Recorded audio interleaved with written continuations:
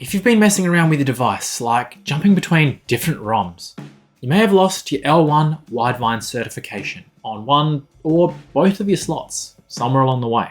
Assuming nothing else is wrong, running through these steps should bring it back for your OnePlus 7 series device.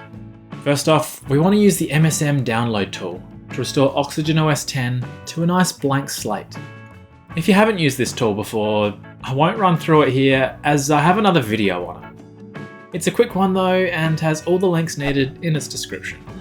Once you have OxygenOS 10 running, you will still have L3, but that's to be expected. To get L1 back, we'll need to install OxygenOS 11.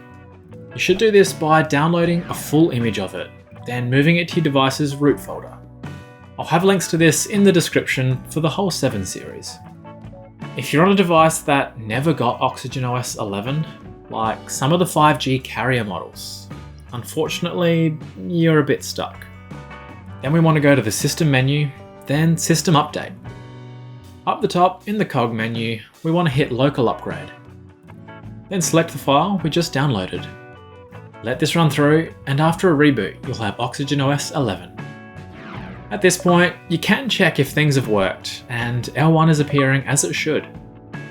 You're not done though, as this is just one slot. Now, we want to make sure the other is on L1 as well.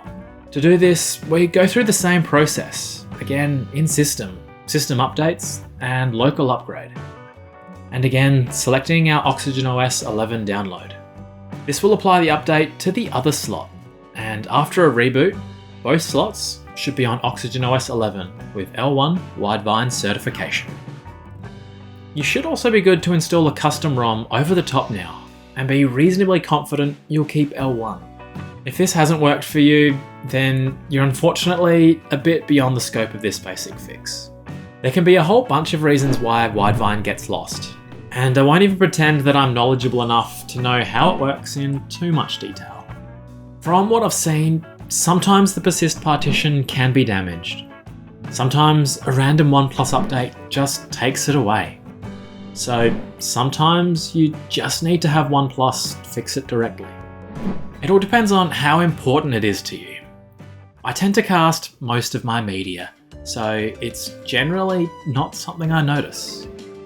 Cheers for watching, guys. If you made it this far, why not chuck us a like? It's free and really helps me out. Otherwise, until next time, take it easy and stay casual.